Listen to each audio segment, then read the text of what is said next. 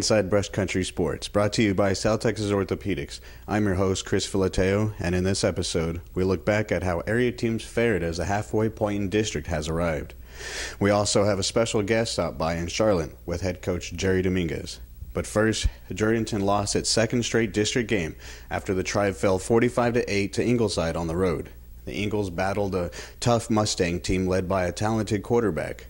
But Jourdington scored its lone touchdown in the fourth quarter when Ray Rodriguez reached the end zone. The Indians are off this week for their bye, but we'll catch up with head coach Daryl Andrus next week.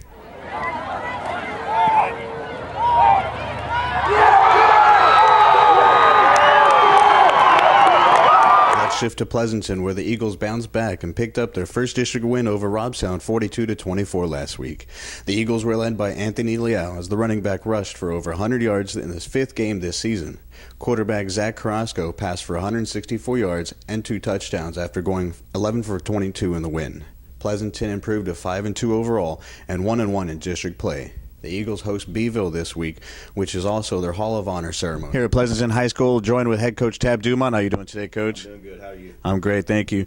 Well, you come back home for another district matchup. You're going to be facing Beeville this week. Let's talk about their offensive formation first, Coach. Offensively, they're a spread offense. They like to run the option. I've got a big quarterback. He likes to run the ball quite a bit, and he can throw a good ball too. No, do they have a key tailback or a wideout that you're looking at also? They're pretty multiple. They've got some good running backs back there, but they don't have just one guy. That's what kind of makes them a dangerous team. What's their defensive formation, Coach? Defensively, they're a lot like us. They run a split defense. They'll have a 4-man front, 2 linebackers. They have shown some one linebacker. They do a lot of stunning within their defensive line, and their secondary plays usually a man on one side and zone on the other. Well, believe it or not, pretty surprising to me. We're about halfway through the district schedule already. This is the midway point right now. Definitely a must-win for you since you have 2 big games coming up to end the season. What's the one thing you're going to focus on this week? I tell you, we've been focusing on ourselves more than anything. We've got some kids that are really banged up. We've got some kids with injuries that are out. We've juggled our whole system, our whole program around for this one game. You know, we've moved some kids up from the JV that are going to have to really step it up for us to have a good fighting chance to win.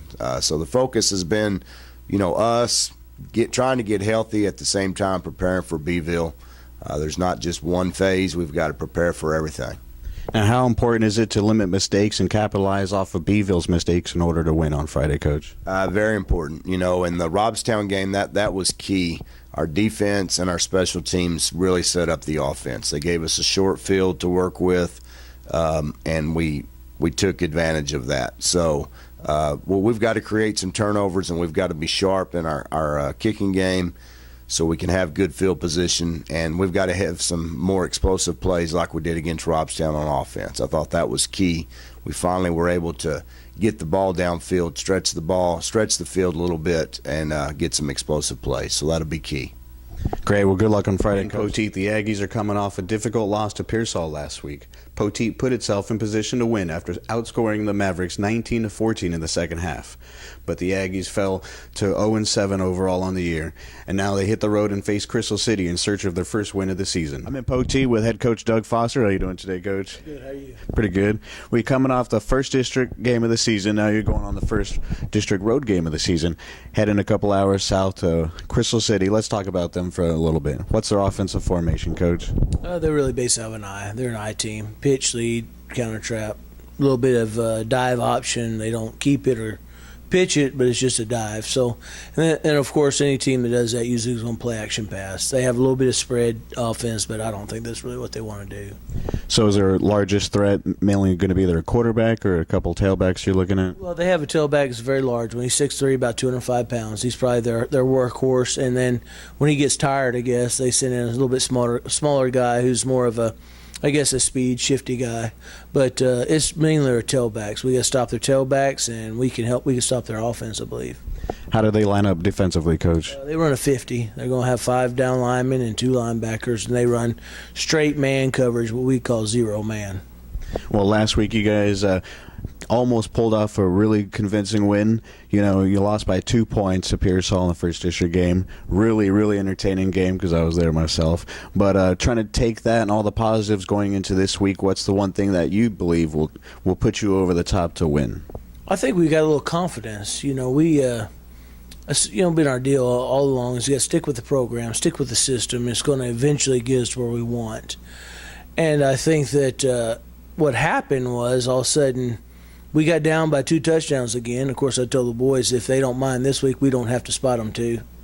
But we found out that even though we were down by 2, we kept on with the system. We didn't lose faith. We didn't just get down ourselves. We kept with the fight and kept on understanding that, you know what, if we do what we're coached to do, then good things can happen. And it ended up almost being really good for us.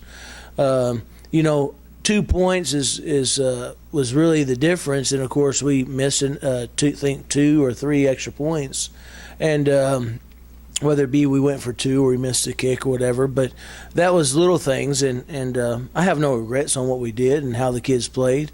But that's how close we were, and I think On Friday, Coach. Thank you so much. Thank you very much. Now in Charlotte, the Trojans blew out Nueces Canyon 71-6 for their homecoming game. Charlotte earned its first district win as the Trojan rushed for over 355 yards in the win. Richard Blankenship led the way with 162 yards on the ground off 18 carries for 2 touchdowns in the win. The Trojans traveled to La Prairie to face the Bulldogs this week. Joined in Charlotte High School with head coach Jerry Dominguez and a special guest this week. Would you like to introduce yourself, sir? Michael Skinner, principal here at Charlotte. Well, how you doing today this week, Coach? Good. Well, let's go ahead and talk a little bit about this week's game. La Prairie coming off a big win last week. Now you're 1-1 in district, kind of halfway point in district competition.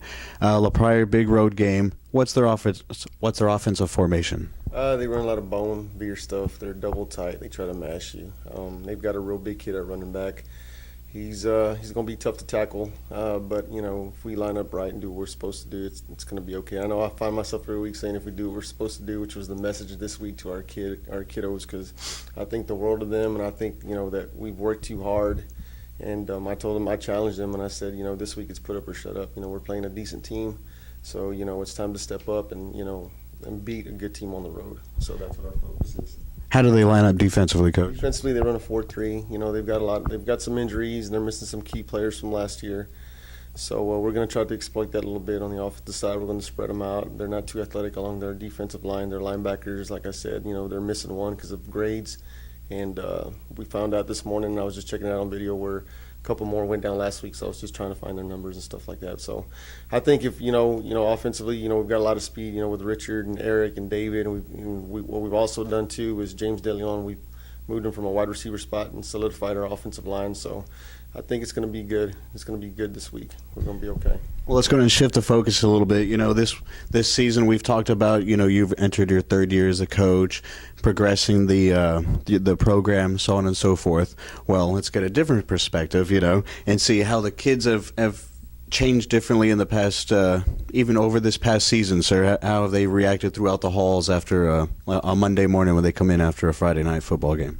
I think because of the teaching that Coach Dominguez does, and because he does expect the kids to have good character, win or lose, I think our kids are pretty much act the same. Of course, they're a little bit happier when they win, but as far as the way that they behave and the way that they act, I think that's pretty consistent, and that's pretty consistently good in the halls.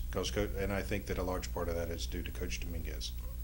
Now, what do you feel is your favorite part of a football game on Fridays?